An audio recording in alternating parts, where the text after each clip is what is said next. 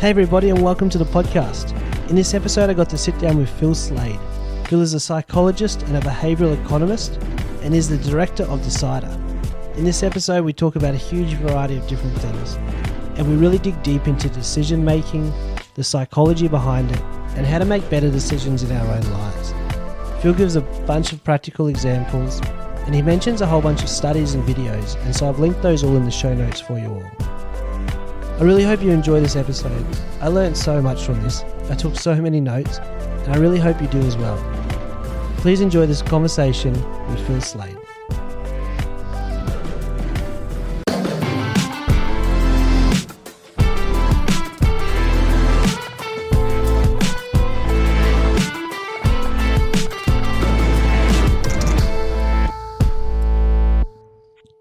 Here we go. Alrighty. Phil, welcome to the show, man. Great to be here in the cellar, sharing the cellar with you. I was just going to say this. I was going to pull my mic up. This has to be one of the coolest places I've sat down and chatted with someone before. So it's a very cool place. It is actually cool. Listeners have probably got no idea what we're talking about now. We spent a bit of time a few months ago turning a useless room in the centre of our house into a cellar. My father-in-law is quite the cabinet maker and took it upon himself as a bit of a hobby to convert the room into something that looks like a boat room, an oldly worldly cellar type with stone walls and roughly about 2,500 bottles of wine, which also gives it a certain ambience as well. Yeah. But yes, we've been collecting for many, many years. It's one of my hobbies that I would say hobbies and interests that sit Definitely. outside, my peculiarities that sit outside what I do every day.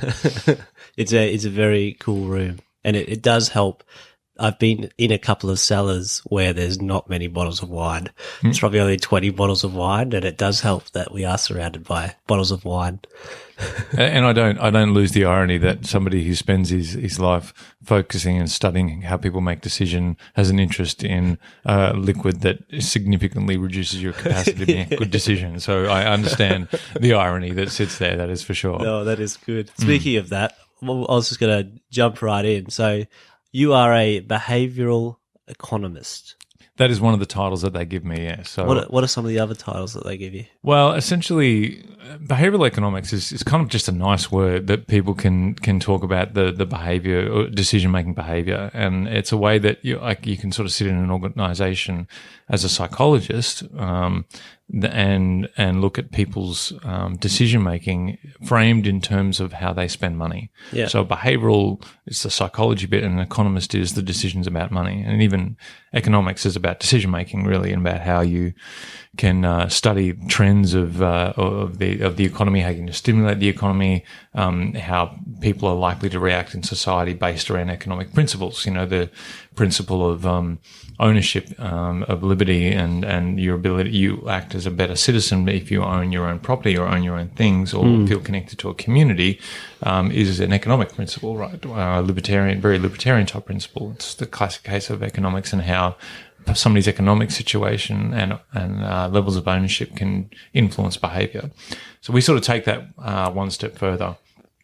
Traditional economics essentially assumes that on that basis, that libertarian philosophy, that people are rational actors, that people always act in their own self-interest. So you give them land because they're more likely to protect their land.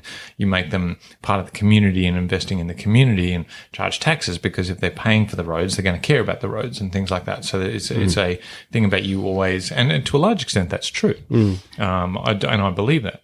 But there's a whole lot of areas where we actually don't act in our interests, and we actually make decisions, often financial decisions that are clearly not in our best interest. And this is the study of behavioral economics. So two guys, Kahneman and Tversky, two Israeli psychologists way back when, in the 70s, really, late 60s, early 70s, started to look at these particularly absurd behaviours. Okay. Particularly things around loss aversion. So that we've got things in our vernacular nowadays like loss aversion, status quo bias, sunk cost bias, things that are in our everyday language now that we just assume we've always had, that are as a direct result of their work in the late 70s before it sort of became popular. And so you mean that they've kind of made us aware of that in their work in the late 70s? That was... Yeah, look, I think there was guys like Simon and great economists that always sort of had realised that people have bounded rationality. So this is the concept that as a human being we have limits to our cognitive capacity, and what happens when we reach those limits is that any decision could be made. I suppose they took that concept and said, okay, if we have a look at we notice something, for instance, in a gambling situation, and this was their sort of seminal classic experiment, they noticed that people would make decisions based on what they were losing, not what they could gain. So if I gave you and I said, look, we're going to flip a coin, and either tails you lose $50, or heads you're going to gain $50, right? So either you're going to get $50 or I'm going to take $50 off you. Most people don't take that gamble because the pain of losing the $50 is much greater than the joy or the perceived benefit of getting $50, right? So this seems to be illogical. It should just be we should have seen a 50-50 split.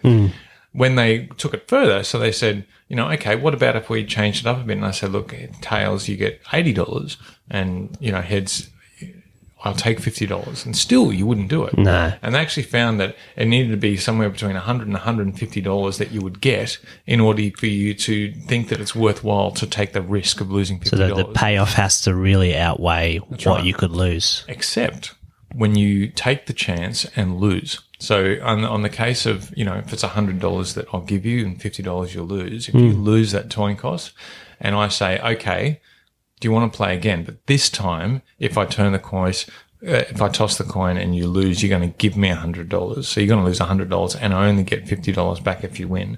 So people are more likely to take that challenge. So the effect reverses once you've already lost. So you can imagine in an organizational setting, when people are losing, all of a sudden their risk appetite completely flips around because the desire to make up for what they've lost outweighs them being able to make a rational decision. You get people in gambling cycles, and all of a sudden people have lost all their savings because they're doubling down with very poor risk assumptions. This is what's called prospect theory, and was the basis for behavioural economics. So another one that I really love and I often talk about is anchoring. Anchoring is something that I studied a lot in uni. When I was doing my thesis, and I was particularly looking if there was an influence of personality on somebody's susceptibility to a bias like anchoring. And anchoring is simply that if I say, how much do you think this cup of coffee is worth? You'll give me an appraisal. But if I said, this cup of coffee that's sitting in front of me, I bought the cup for, or a similar cup like this went for $100. How much do you think it's worth? Or I said, a similar cup to this went for $2. Your predictive ability to be able to tell me how much this coffee is worth is based on the number that I've previously given you, a piece of information that may not be right or not. Yeah, true. And influences it. So we did this experiment called the Gandhi experiment, where we say, do you think that Gandhi was more or younger or older than 100 when he died? And to another group, so we randomly put out these cards, do you think Gandhi was younger or older than 30 when he died? And most people go, younger or older. That doesn't matter, because the next question is, how old do you think Gandhi was when he died? And so when we then tally up, and I've done this experiment thousands and thousands of times in workshops, the group that got 33 has lower predictions than the group that got 100. And it shows you in about 20 seconds anchoring bias at work. The interesting thing is I can explain anchoring bias to them. I can give them as much information about anchoring bias as they want, and they don't. The bias still takes effect. The only way that you mitigate the effects of anchoring bias is by information. That's why realestate.com is so amazing, because all of a sudden the anchoring bias that was being used by real estate agents for millennia is no longer there, because people got all this information at their fingertips, and it mitigates anchoring bias. Well, real estate agents were going back in the day. They were the authority on it. Right. If they said this house went for $1.5 million or a similar house went for this, you just believed them. Or even better, houses like this are listing for 1.5. You know what I mean? Like they wouldn't lie. They'd just find a way to anchor it to the highest number possible, because they knew that it would increase your and you'd think, I'm not going to put an offer in. Perception of value, and so and more money for them means more commission. And they're incentivized to increase the prices around the house prices. But what's interesting and what I think is fascinating is anchoring bias is a great example because it looks at you controlling your environment in order to control for that bias. But we actually find that there are three ways that you can control bias. One is regulate your own emotions.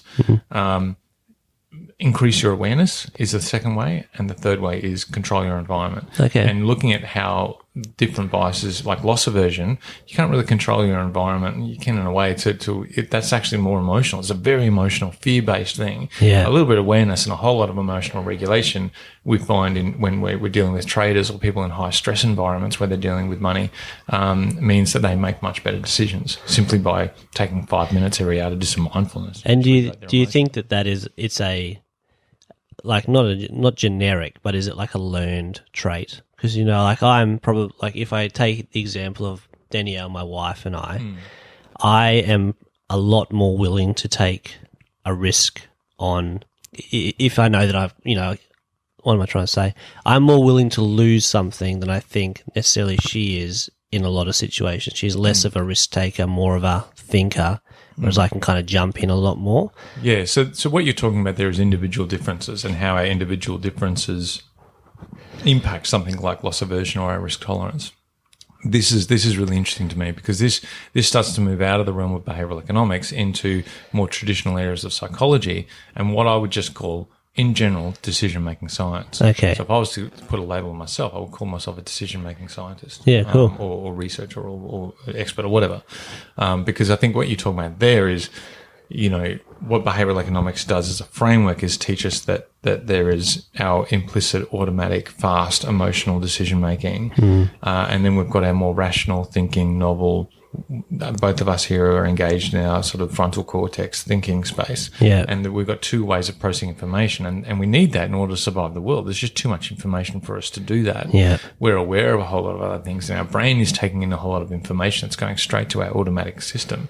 Now, people can't remember that. And as an analogy, in order to help people understand that, we say, look, everyone's walking around with a 1,000-pound gorilla on your back. It's like your ape. It's like you and your ape. And we've all got our ape, and our ape is there to protect us. But every now and then it does things that makes decisions for us that put us into danger, put us in harm's way. I have the example of crossing the road when I was a kid. I grew up in a country town, Parks, central New South Wales, and I used to walk to school with my brother. The dish, that's right. And to walk to school, we had to catch across a road that led to Orange, a neighbouring town. It was quite a busy road, and you know, I was 5 or 6, and that's what you did back then in the country. You just walked to school, right? Yeah. But my mum, being the responsible parent that she did, you know, drilled into us: look left, look right, look left again, and then if you're happy, cross the road. Look left, look right, look left, cross the road. Yeah, that was a rule that we learned, and my ape learnt that rule over repetition, and that's a very good rule. So my ape just went, hey. Then my ape said, hang on, I can do this a bit easier. I can actually look left. There's no cars coming from my left. Step out onto the road because there's no coming from the left. And as I'm walking across the road, I then look right to see if there's any cars. And so you usually got like half a step onto the road and you're already looking right. Yeah. And for years and years this worked, right? So I learned this rule. My ape learned a new rule through experience that, you know, so now my system one, or my ape was learning this as procedural information. I didn't need to think about that. I learned that now. It helped protect me. It's just automatic. I was going to say it was automatic. Yeah. Then when I was a teenager, I, for the first time, flew to LA. And I was so excited. I ran out of the airport, looked left to check for traffic out of the airport, put a foot out the road, and almost got collected by a bus coming from the right because they drove on the other side of the road. So this was a scenario where something that my ape had learned to protect me actually put me in harm's way because I'd applied the rule in a different context. And so this is what happens with cognitive bias, is that we apply rules in incorrect contexts. So if you think about that as your ape's there to help you. It just doesn't always help you. And when your context changes, it's why the way we learn to survive as kids often is the way that we learn to try to solve problems as adults. And so when our ape kicks up and we get emotional, often you see the 7-year-old kid that's sitting in someone coming out. And that's the point where I think we get individual differences. Okay. Because the way that we learn to survive with our parents and growing up becomes part of what our ape starts to remember and learn. And so apes do have an individual difference. There are things that all apes do because we're all humans and we all have that decision-making flaw.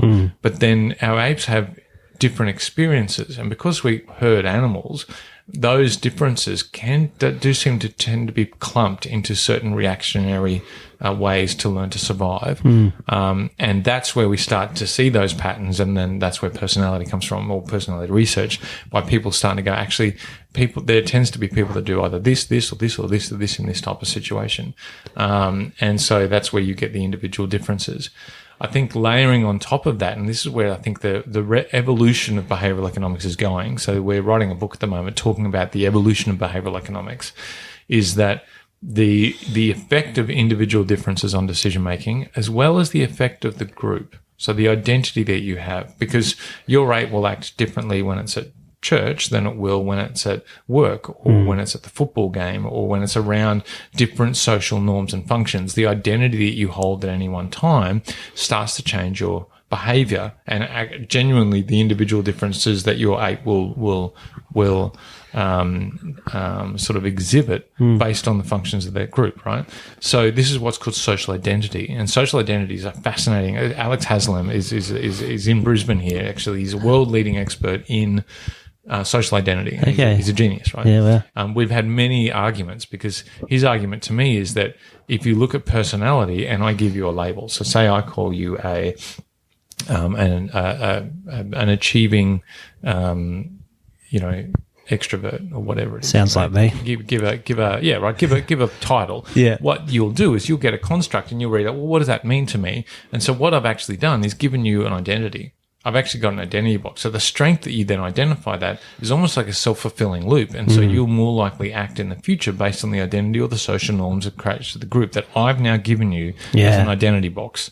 So this is the way that Myers-Briggs has worked in the past. There's no validity to Myers-Briggs. It's not predictable or nothing. If you don't tell anyone what they are, it is no predictive of future behavior at all. But there's a whole lot of people that really gravitate towards it. And then because that identity has norms associated with what that person is, they start acting in those ways, and their ape starts to learn those behaviors, and all of a sudden they become intuitive, and the ape's working that way, and they say, see, you did that. And all of a sudden it's a self-fulfilling loop. So I think there is individual differences based on the way that we learn to navigate our childhood, and that makes sense that would be.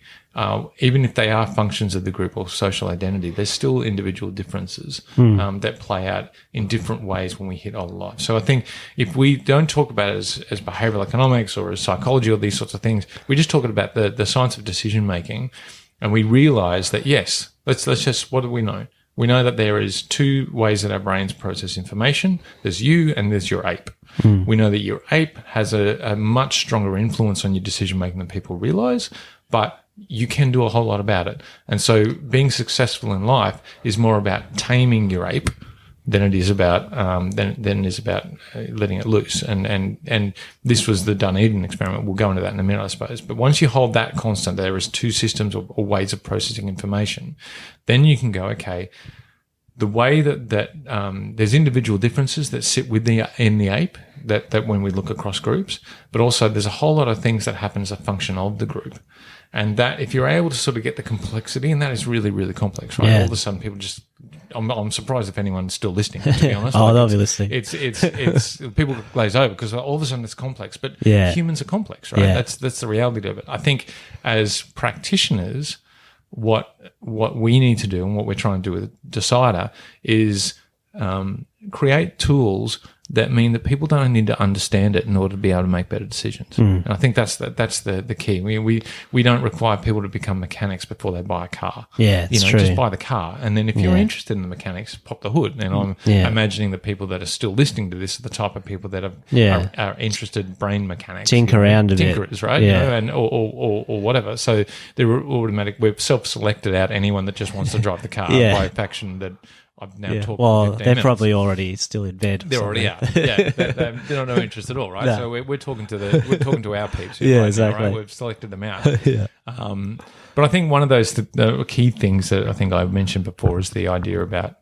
controlling your ape. And even you mentioned earlier, maybe before we were recording, about the Dunedin experiment. And I think the Dunedin experiment is one of the most fascinating human study studies of human nature that's ever been conducted, in my opinion. So this is about 40 years ago. Two researchers, their names slip me, and I apologise if they listen to this podcast. I'm sure they do. I'm sure they do. But they're great. You can look at Google the Dunedin study or the Dunedin experiment. It'll come up. Dunedin is a small town in New Zealand. Well, it's quite a large town, I suppose, but comparatively, it's a place where lots of people live in New Zealand. It's like the student capital or something. Student capital or something like that, right? Yeah, something like that. And the Dunedin experiment was these two researchers who sort of met quite randomly at an exposition in the 60s and got on with each other. Took 1,000 people, 1,000 Dunedin residents that were around 4 years old at the time. And they said, we're going to track you. You can imagine finding 1,000 4-year-olds in any city is amazing. They found 1,000 4-year-olds and start to track them. So once a year, they would ask them all these questions about their family, their history, their groups that they're associated with, the financial status, how they're doing at school, their health habits, whether they're likely to exercise more or smokers or, they're heavy drinkers, what do they think about heavy drinking, literally every aspect of their life. Wow. And what they were trying to do is to see if there were any correlations between behaviours and success.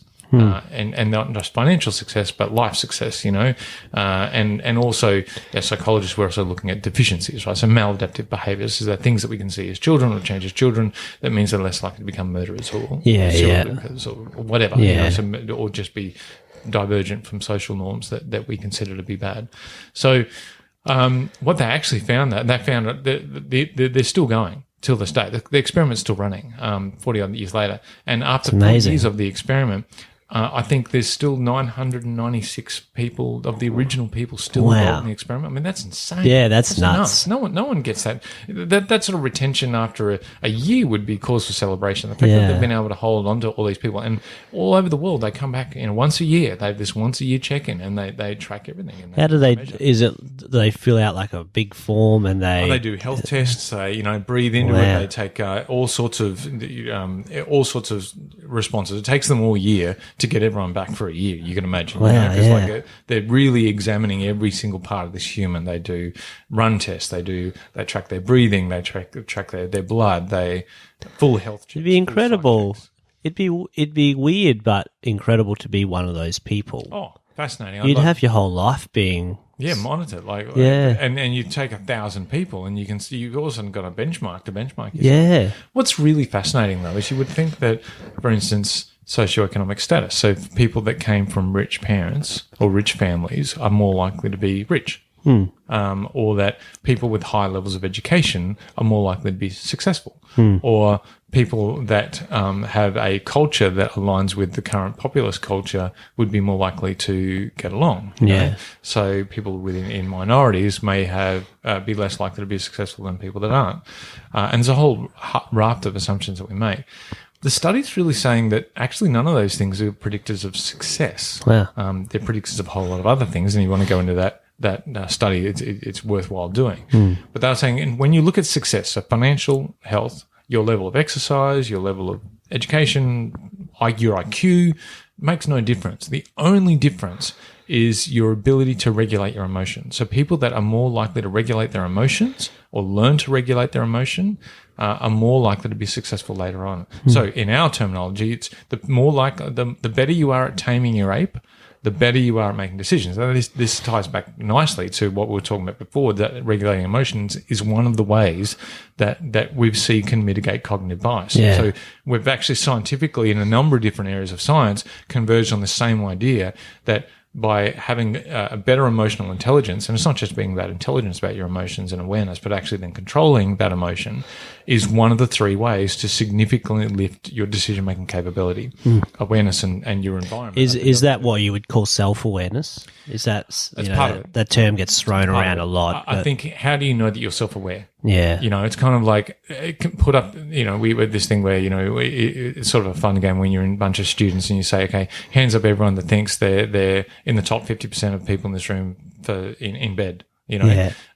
you're better at sex than 50% of the room, and 90% of the room put their hands up. Yeah. And I go, we understand why. How do you even know that? Have you slept with everyone in the room? If you have, we need to have a discussion. Yeah, because it's true. Morals have gone out, so no one knows, right? So even for us to have a position on that about whether we're good or bad, we've got sampling bias that we have no idea. And so the same thing happens when we talk about emotional regulation, and we've got no way of actually knowing how well someone else is aware, and therefore we don't know how aware it needs to be. And often I actually find the people that say, I find I'm very emotionally aware, are the least emotionally aware people. Like, it's the weirdest thing, right? When people are really open about, I'm so self-aware. I feel like I'm very self-aware, Phil. And you go, oh my God, we've got a problem here, because actually I need to pull that apart to go, all of us need to approach that sense of awareness with a sense of humility, which often doesn't happen. You know, it's a sort of sense of pride, and pride blinds you to the reality of your own situation. So I think awareness is one thing. Building awareness is not never a bad thing, but I think it's actually just about being able to feel when your ape kicks. There's a moment where you can feel your ape kicking up, and you can feel your emotion ticking over, and you're pissed off, or you're angry, and training yourself to feel that tick, and then going, what are the things that I need to do to switch back into my rational state? Because whilst that ape is there, if I don't switch back, it's taking all this cognitive energy, and I know I'm making poor decisions. Now, what's really interesting is that we know what having emotional regulation does in terms of those that are more regulated, greater success. There was another great experiment that had a look at reactive decision making. So if you think about that in terms of, are you reacting or are you responding? Apes react, you respond. So the better you are to respond in a situation, not react, the better you're controlling your ape in that highly emotional situation. And we actually find if people just say that, am I reacting or responding? That's almost already a switch technique to switch out of your ape, right? So what they found was they went into jails, and they were looking at a study on poverty in America. And there's a great TED talk on this that we can send through to your listeners later. Yeah, definitely. And they during the course of them looking at whether the prison system in America was actually exacerbating the poverty, and whether poverty is linked to crime or whether crime is linked to poverty. Right, really interesting question. What they found though is that they when they interviewed 27 prisoners about their reactive or responsive decision making, they found that out of these 27 prisoners, they had a combined total of 4 minutes and 15 seconds of reactive decision making. And that 4 minutes and 15 seconds of reactive decision making translated into 725 years of incarceration. That's nuts. That's crazy. That's crazy. That's less than, for each of them, for 27 people, less than 30 seconds of poor decision-making for each of them led to a combined total of more than 725 years in jail. But you mean like 30 seconds of that moment where something happened. They flipped their lid. Yeah. Their ape went ape shit. And all of a sudden they're doing stuff which landed them in jail. Yeah. And it's those small reactive decisions that often are the other things that land in the jail. You know, they might have been fighting with their spouse. Everyone fights with their spouse, but something triggered them. Something they had a moment of madness, and something bad happened in that moment of madness, right? And that we can see the impact of reactive decision making in that context. But when you do it in a work context or in a life context or even just with relationships, it's very much harder to see what the impact of your reactive decision making is on your life. So it's very hard to track a missed opportunity. Or you're in a meeting and you react to somebody and that person just goes, well, I'm not going to tell you what I was about to tell you now. And you've missed that, but you don't know that you've missed that, right? Yeah. And the Dunedin experiment was the first time that we could actually see the impact of reactive decision making, not at an individual level, but at a group level. You're undermining your own success. You're doing yourself a disservice at a behavioural economics level. These are decisions that you're making that are not in your best interest. You're not serving your best self-interest by being a reactive decision maker, and yet we've got no way of seeing that. The best thing that we can do is regulate our emotions and control our ape.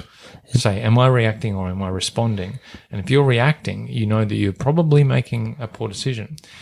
There's an exception to that rule, of course. There always is, as a psychologist. The answer to everything is it depends, right? And that is obviously experience is not bad, so experienced doctors are more likely to be better doctors, experienced practitioners, experienced technicians, whatever they are, experienced firefighters are going to be better firefighters because they can assess, their apes will be able to assess the situation much quicker than somebody that's approaching for a novel situation because they don't have to think about it. Their ape instantly has 1,000 different scenarios where it draws upon it, just instinctively and intuitive knows to do that. Yeah. And they go, well, why? Just trust me, do that, and then young people get upset that people are just saying, just do it. And they go, but I've got all the information here and I'm looking at it and analysing it.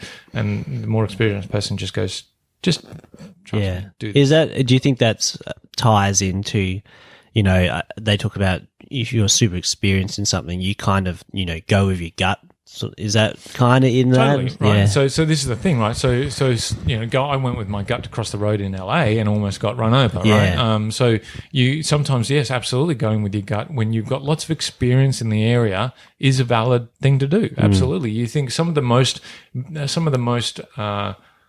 successful investors in the world for a share portfolio investing say, look, the best way to learn about investing is just to invest. Yeah. Like learn by your mistakes and do it. Yeah. You can have all these algorithms and, as a behavioural economist, I can see when the market is doing something that's counterintuitive and I can bet against the market in a way that's going to earn me extra profits, right? There's still it's by a matter of percent. This is not 100% game, but people that normally get sort of less than 10% returns, I can make sure they get 17. It's that kind of thing. So it's not.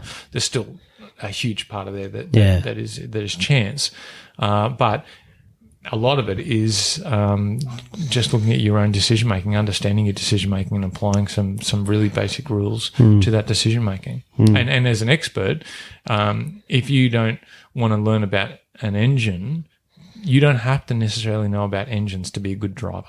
It's true. Just driving makes you a good driver. Yeah. And intuitively along the room, you don't need to consciously know all the ins and outs. You don't need to have memorized the map of the area. Yeah. You can use the tools at hand to navigate where you need to go.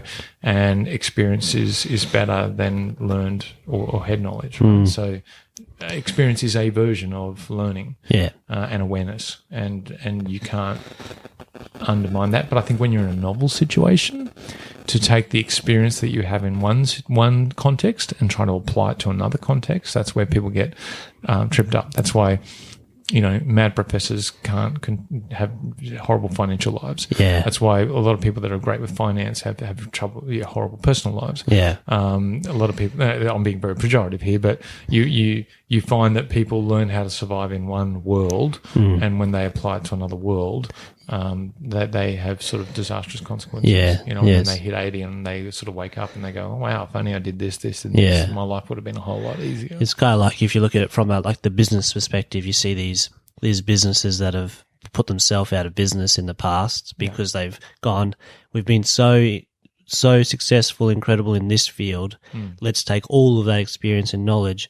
Surely it's going to work in this field. And sometimes it does work, but a lot of times if they don't know the nuances of that world and that community and those customers, sometimes it just falls flat on its face. And there's a whole lot of things that play into there.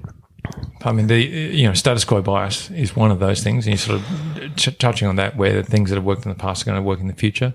That's just not when you change. But when you change industries, it's not just that knowledge that you're applying in a different context. What you're also underestimating is the value of chance. Sometimes just time and place. There's luck's involved and all those sorts of things. You can do it as intelligently as you want, but sometimes it just doesn't work, and that's okay. That's just being human, right? And other times it's also about, if I have a strong association as an identity with something, the group has to give me permission to act outside that identity. For instance, if we've done a lot of studies, with, why doesn't Qantas, for instance, become a bank? They've got frequent flyers, they've got, essentially a marketplace for selling things. All these customers. They've got customers, they've got credit cards. Why doesn't it just become a bank? Yeah. And it's because people don't trust them with their information, the security of their information, right? That's one thing. But also that's kind of the articulated response. All my information will be sold to advertisers because they're just a commercial entity. So why would I open up all of my data to them? I don't really I trust them so much, but not so much, Yeah. But that could just be an articulation of them saying, well, no, you're an airline business. not a banking business. I want to go with somebody that understands and has experience in banking when I have banking. And similarly, I don't want Commonwealth Bank to start an airline. Yeah. Because you've got experience as an airline, right? So I want to compartmentalize that, and people try to compartmentalize. So when businesses try to branch out, thinking, "Hey, there's a great opportunity there. We've already got a brand here that's known and trusted. We can take that known and trusted brand over to this area." People don't necessarily make the same leap. Yeah. We saw it in technology companies all the time. With Google trying to get into phones, for instance, was disastrous. Apple could, though. Why? Yeah. Because the way that we see those two companies as consumers is quite different. Yeah. It's why Apple probably will be able to get into the banking game. Will it get into the streaming, the entertainment business? I don't know how they could go very well. They could come alive, but there's a difference between creating entertainment and being the distributor of entertainment. Yeah. They're whether they're going to be able to. They're not going to be able to be as edgy as some of the other, content providers, because they've got a brand to protect as well, and an image to protect. So, let's see if that works. It probably will work. They'll call me a mug, but I can see that as a real challenge. Yeah, Apple, I think, is an interesting one as well, because people, and it might be changing, but people love their products. Like, they love their hardware. They make beautiful products, but especially it seems at the moment, they don't necessarily like the people who are making those products or the organization. They've kind of gone through a bit of things. It'd be interesting to see if they could transition into something where, now people are giving them all their information, whereas I guess they have all their information anyway. But I think like one person or business would be Virgin. That's probably a business, and he's had a lot of failures, Richard Branson. Absolutely. But he's pretty successfully been able to go from airline to money to phones and things like that. And failed a lot too. Oh, yeah, he's made a lot of mistakes. I think going from records to the airline industry was a fascinating transition. At some point they he sold the record company off to double down on his airline business, right? Yeah. The hotel business, less successful. And I think he had Virgin. Who says one of his most famous failures was Virgin Brights. That was one thing where, yeah, you're right. But the thing is, right, he's a great decision maker. Yeah. I actually think he's one of the best examples of good decision making the planet can see. And I had this other experiment, and Richard Branson comes into the story, so just bear with me. No, that's cool. Allow me to be the slight nerd that I am, fascinated with this thing. I have this experiment where I basically tell people information and confirmation bias, and I do a live experiment, because I find that if people can feel the cognitive bias, they'll get it more than if they understand it. So we do this experiment where it's a recruitment, and they pick a recruitment, and they pick their confidence level. And one of the guys I was doing with a bunch of executives in Sydney, and they were all either executive level banking or in retail. Okay. And there was one guy that was owner of his own company, but was an emerging company, and I knew that he was probably, from a status point of view, probably one of the lower status. But I really loved this guy. He was great. He owns a A/B website company, so you sort of test between A B to test where it is, and names slip me. This is what happens when I get in here. I can't remember the company name, so I would have shouted. It's all this wine around. Yeah, probably poor decision making. But anyway.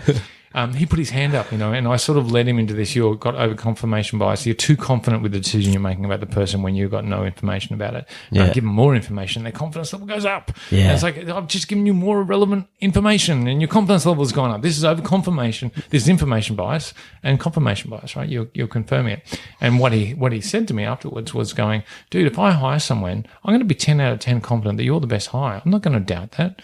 I'm going to be absolutely confident that the reason I picked you is you're perfect for that role, and I'm going to back you 1,000% because you are the most amazing person here, and you're in this time and place, and not one single person on the planet can do what you can do for us, and that's why we hired you. And I go, yeah, you're right. If I was, I don't want to know. Actually, it's between sort of 6 or 7 people, but chances are. Oh, so you mean that's what he would tell that person? He genuinely believed it as well, right? So he said, for me to inspire that, that can't just be words. It's got to be belief, and I genuinely believe it when I back down the decision. So I thought this this is really interesting. This is where maybe that behavior actually mitigates the bias. Like we're looking at it a very scientific way, but on the ground, that's, actually what you want to do. In reality. Who cares? You know, just back yourself, right? Yeah. Make a decision and put it in 100%.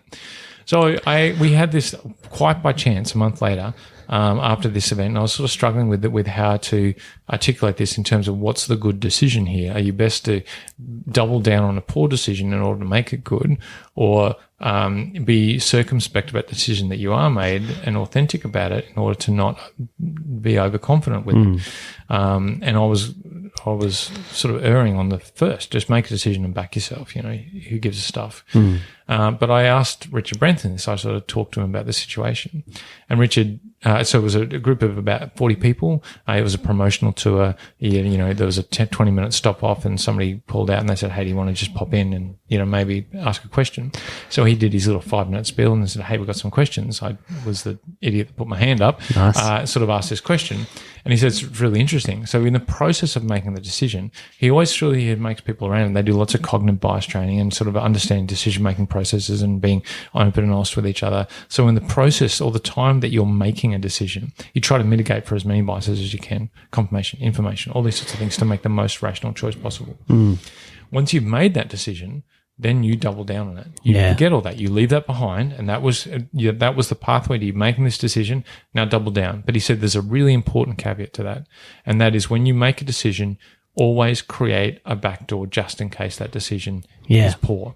And most people think that if you do that, you're sort of undermining and you're not fully backing your decision. He said, I'm living proof that that's not the case. Yeah. You can back your decision 1,000%. Just situations change. Yeah. And the good decision at this point may be a bad decision 2 weeks later because the stock market crashed or something happened or something completely out of your control changed the context, which changes your decision. Yeah. So you need to be able to change your mind. This is and so he said, even with the big failures, he always had an out. He never killed him. He never broke him. He said like capping the downside. Capping the downside. Yeah. That's exactly what it is. Yeah. And this is the problem with politics at the moment, is that we set up a situation with our politicians that the decisions that they make, even years ago, they're held to account years later.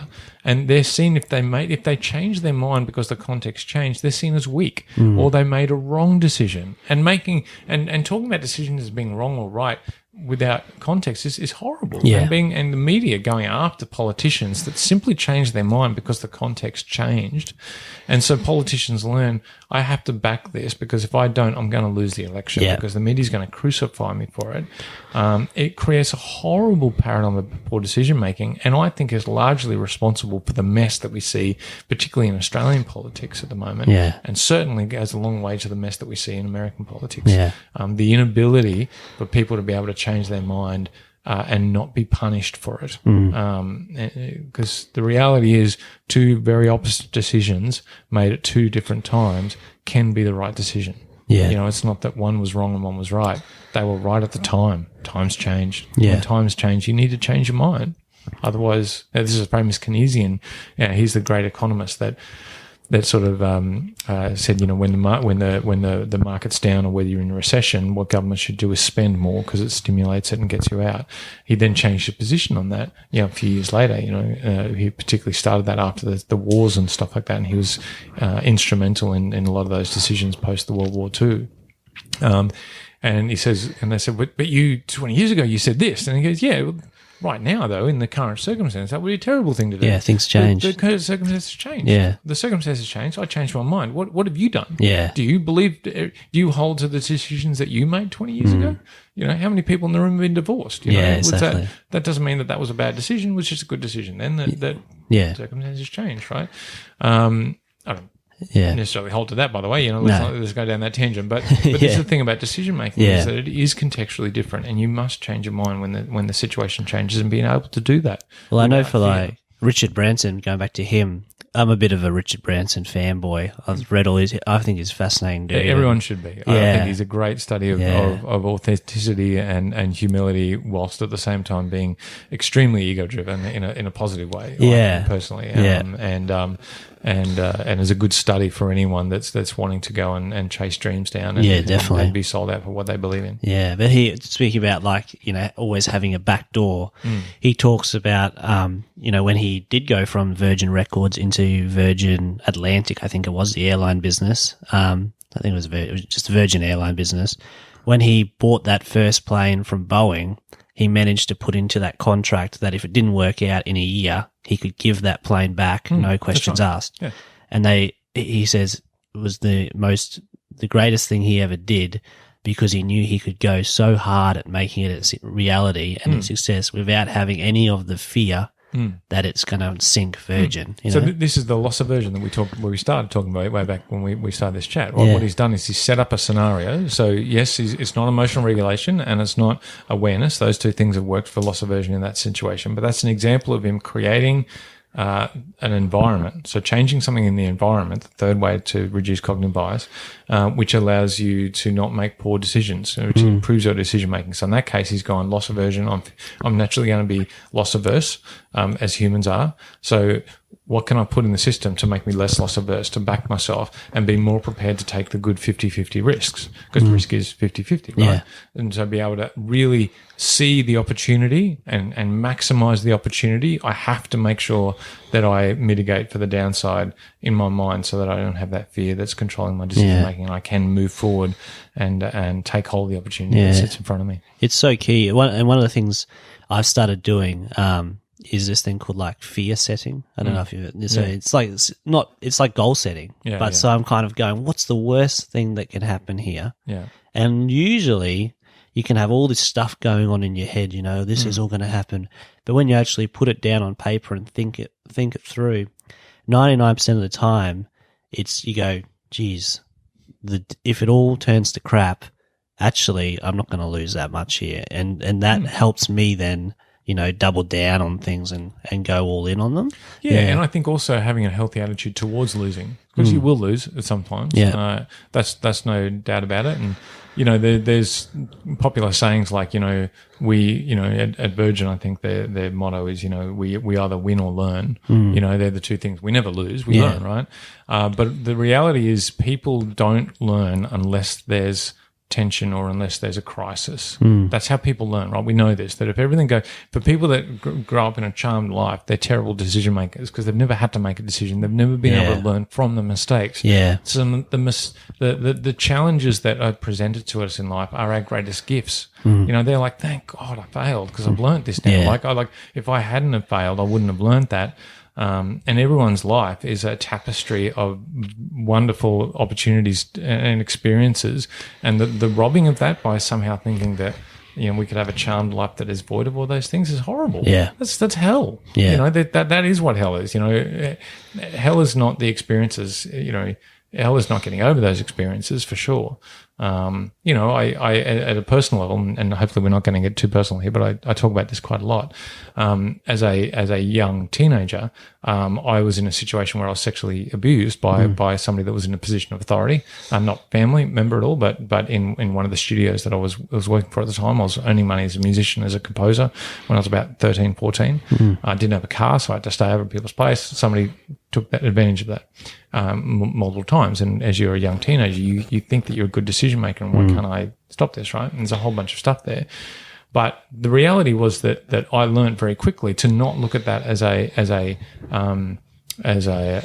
curse or something, you know, like you literally, you're having dreams of, you know, all sorts of stuff happens to you psychologically in that situation. It's terrible. Like, so you've got these visions of killing the person, you know, that's there, and then you feel bad about having those dreams, you know, and you think it's just almost like the devil's, you know, visiting. It's like an emotional roller coaster. Yeah, absolutely. Yeah. Right. So all that stuff is true, you know, and I'm not devaluing or realizing that it's a terrible thing and that you never want that to happen. But bad things are going to happen, right? You know, it's just that's a relatively extreme one. Yeah. But it was actually my ability when I was sort of 17 or 18. I got into the Book of Proverbs, and that started to realign some of my thinking and my worldview, and I actually realized I learned a whole lot about human nature through that experience, and I was able to build on that and actually become a much stronger person because of it, or much more rounded person, much more real person. Yeah, it took some scars. Yeah. You know, of course it does. There's some scars there, and that's unfortunate, but we've all got scars, right?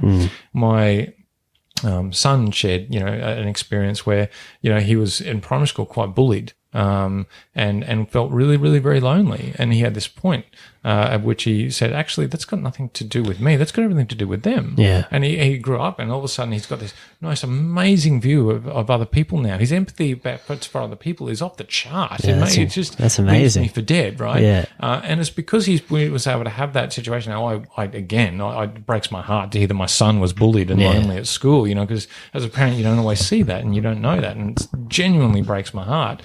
But also so proud that he's come out of the other side with such a rounded view of himself and of the world that, this is the tautology of it, is that actually that experience has made him a stronger, better human being. But you don't need to go find those experiences. Those experiences will find you, right? So and they're different for everybody. And I'm, let's get those two extreme versions of the story out of our society as much as we can. Definitely. Absolutely. Yeah. All I'm saying is sometimes you can't stop those things happening to you. They just happen to you. And so this is an example of how our experience, though, informs our decision-making and makes us actually better decision makers for our experience, as long as you can do it in a way that is able to reconstruct the future. Yeah, because you could do it in a very unhealthy way as well. Like you could have changed, like for instance, your son, he could have gone the other extreme and become very bitter towards every person, And there's still some pain there. Yeah, sure. definitely. I don't think that every every sort of memory has magically been resolved. No. And I think, it's with all those things, you meet that person later in life and all of a sudden you're right back to where you were 25 years ago and making poor decisions, based on yourself in that mindset. I think the important thing, though, is when you're then represented with a similar situation in the future, how do you then react to that?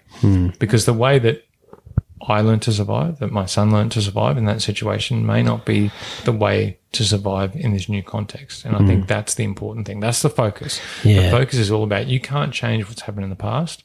What they say, depressed people are those that focus too much on the past. Anxious people are those that focus too much on the future. People who are genuinely peace are the ones that are focusing on now and able to focus on now. And that's really where we want to be. Yeah, making today their best day, kind of, that sort of stuff. No matter, you may have the worst decision-making day yesterday whatsoever. That's your ape. That's not you. You have the ability to tame your ape better today than you did yesterday. You have the ability right now to make a better decision and become a better decision maker. And if tomorrow you make a crap decision, don't beat yourself up. Just go, I'm now going to make it better. You can always choose to make better decisions or become a better decision maker at any point in your life, irrespective of your history, your experience, where you are or where you want to go. So what are some practical tips? Do you have any practical tips, I guess, like we talked about at the start, even just saying to yourself, am I reacting or am I responding? That's a good one to kind of, get you out of that ape, get you.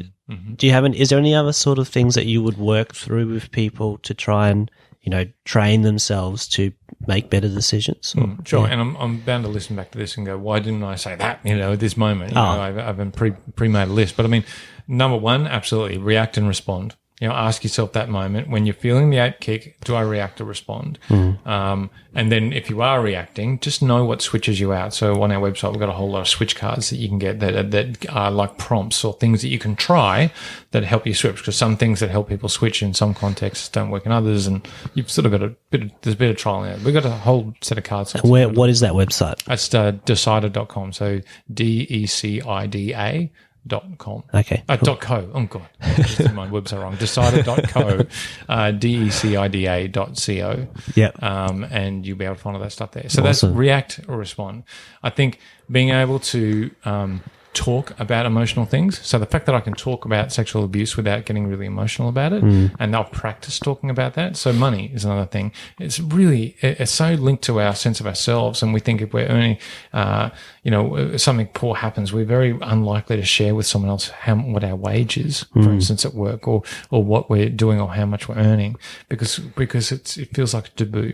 Yeah. So being able to talk about those taboos is a really thing with people that you trust, particularly with your kids or parents or families. Just be able to have an open, honest conversation about those things that feel really taboo, to take the taboos away from it, because that does it. It releases the power that it has over us. Yeah. By able to talk, I don't mean preach it from No. the suburbs, just someone, anyone. Yeah, because you realise then as well that it's so much of it's just made up in your head. Absolutely. Yeah. And it's about reducing the power of it over you, you know, and being able to be okay with the mistakes and all those sorts of failures. So being able to talk about that stuff in a really open and honest way.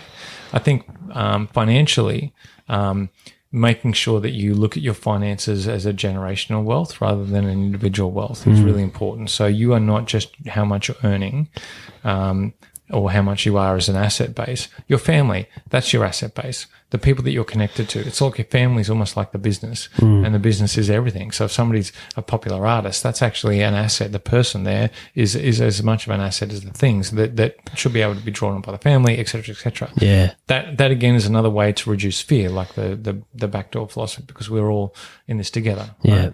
Right?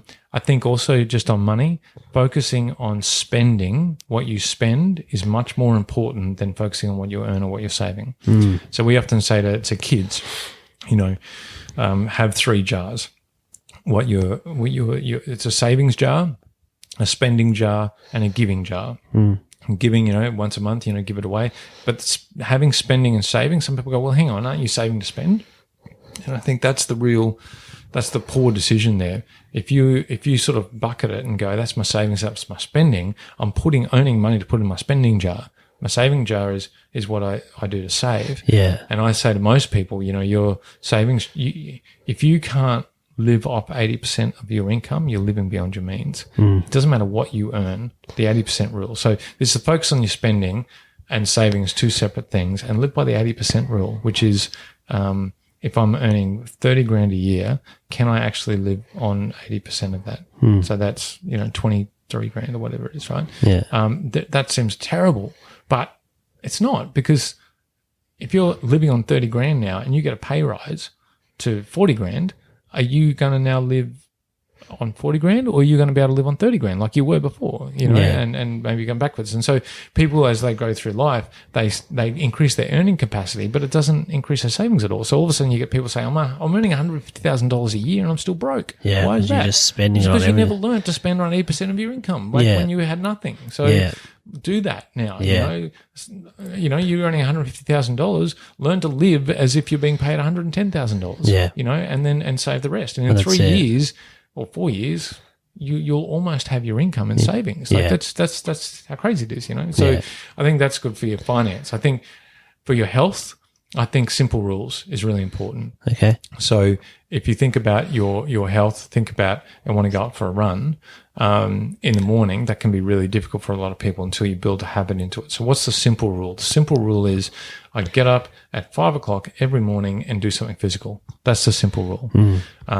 So if, for instance, I get a knee injury and I can't run, I'm still going to get up at 5 o'clock in the morning and do something physical. I might go and do yoga. I might go and do push-ups or something like that. You know, I might strain a hamstring. But the habit is not about going for a run necessarily, or the habit is getting up at a time to do something physical. Do some exercise, do something physical for your own health. So it's a simple rule. Doesn't put so much pressure on it. That's right. Yeah. Very simple rule. And if you just say, I can't go for a run this morning, fine. Get up at 5 o'clock and do something physical that's not a run. Do 5 push-ups if you're not feeling it Get at up all. And just do something, because the rule is not go for a run. The rule is much simpler than that. It's, you know, or it might be raining, you know, or it might be super, super cold that morning. Yeah. You know, if you're trying to do something like that, there's so many things that can get in the way of that decision, right? So simplify it. Make the simple decision, because the goal is better health. Yeah. The goal is not necessarily to run a marathon, or that might be your goal. Yeah. The goal by doing the marathon is to keep yourself healthier. So what's that simple rule? So looking at simple rules, I think is really important for health. I have a simple rule. I'm a bit keto personally. My simple rule is not to follow all the rules of keto, though. You know, I couldn't even tell you what they are. Yeah. But my simple rule is I don't have carbs, refined sugars, vegetables that grow under the ground, or milk. Yep. I cut those things out. It's very simple. It's as simple as I can make it. Yeah. And I eat anything else that sits on top of that. So I know, you know, wine, we're sitting in a cellar. It's not exactly the most keto room in the house, but it's okay, because I've said, you know what, I don't drink lots anyway. So that's not a thing that I need to sort of worry about. It's not part of my keto plan, because my simple rule is carbs, sugar, no milk, and vegetables that grow under the ground. And so you can look at something and go, does it fit into this category? good. Yeah, it's good to go. That's right. And so that's sort of finance and health. The other area is socially. So your social environment or who you interact with is the other area of big decision making. So if you can, think about it in those sorts of terms, and then your social rules, the advice in a social rule would be saying, make sure you're around people that inspire you, not decry you. That again is a social rule. Then make sure the people that you don't work in a workplace, you work with people in a workplace. So work with the people that inspire you, that help you become a better person. And if they don't, move on. Even if the work itself is great and maybe valuable, if it's a toxic work environment, get out of it. Just get out. You don't need to change it and all those sorts of things. Just get out of it and find the people around you.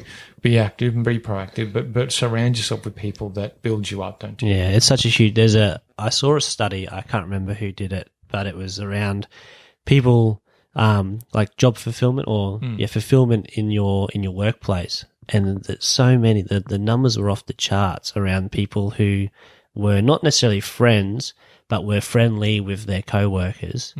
Them wanting to go to work compared to the person who did actually what they love, but they did it with people that they didn't get on with, was just crazy. Absolutely. It's not you can be, and often it's covered by the work that we're doing is really great, even though I hate the people around me, and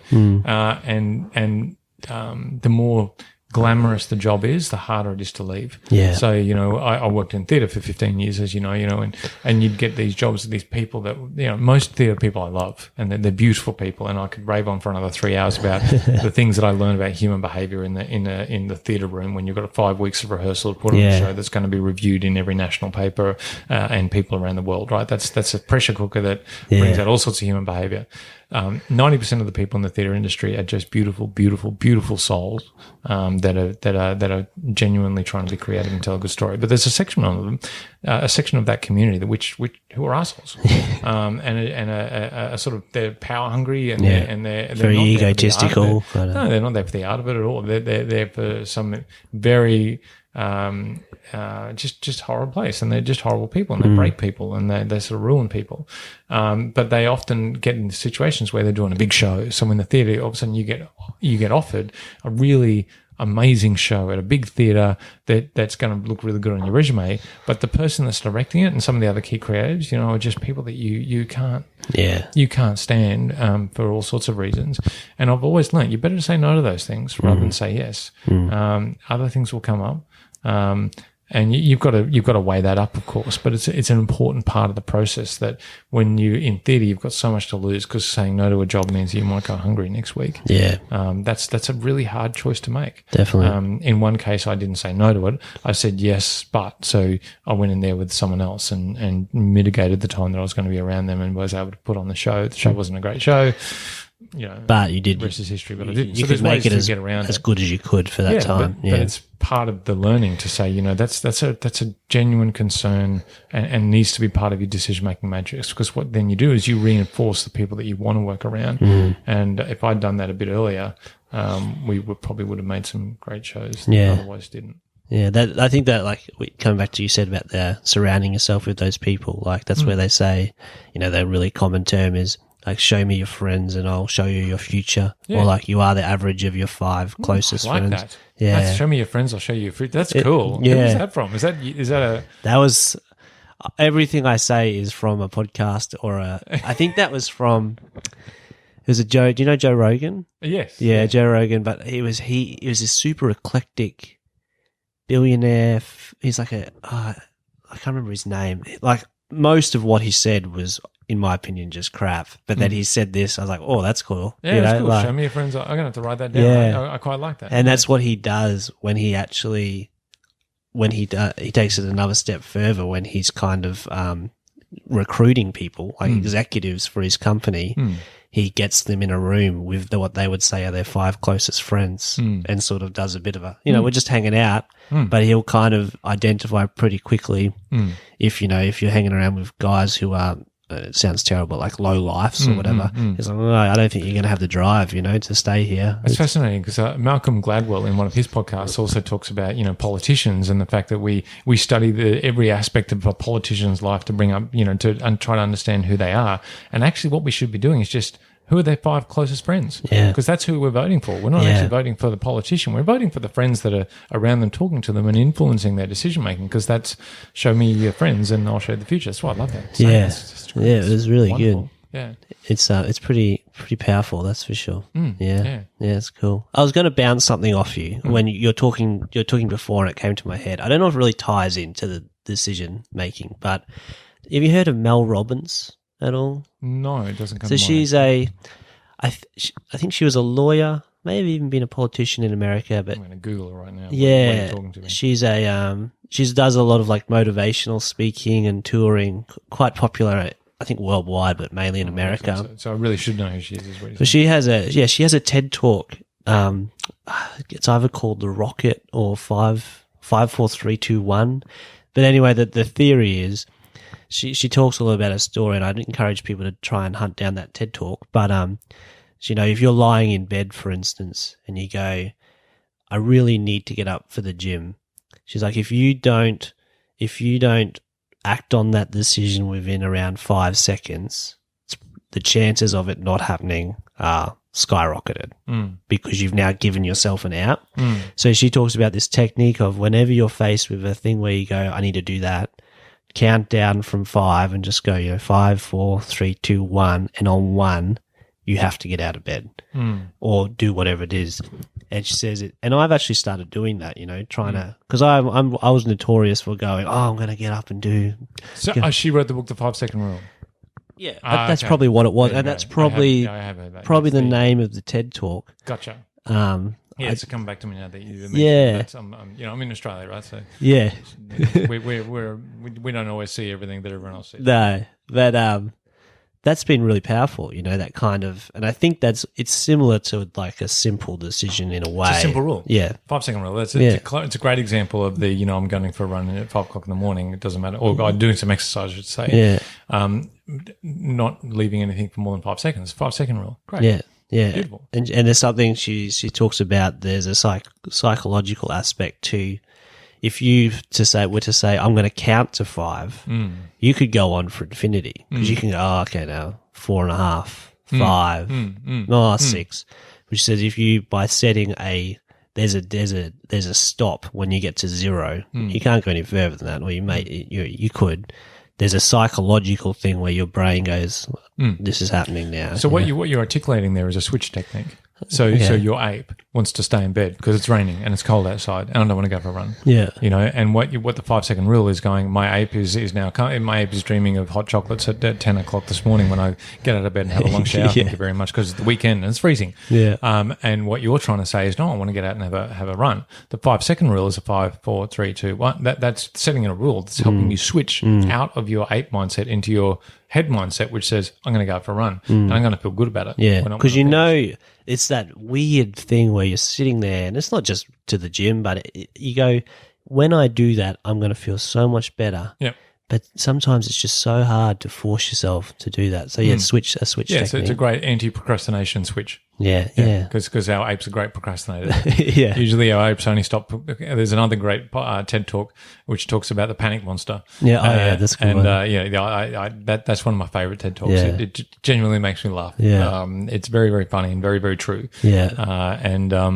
It's a good way to mitigate the impacts of the need for the panic monster to come out in order to inspire us to do anything, right? So it gets our monkey back in control. Oh, that's good. Well, I reckon that this has been an awesome chat. My head is, I was going to say my mind is blown, but I said my head for some reason. So that didn't work. Yeah, I don't think it's a Freudian slip. We'll try it later. That'll be the next. What's a Freudian slip? They ask. Well, that'll be the next. Exactly. That'll be the next podcast. Right? But it's lots to think about and lots of good stuff to go on with. And I really hope for anybody listening that you can sort of start to implement some of this into your life to make those better decisions. So for anyone who wants to, you mentioned it before, but find more about you and Decida.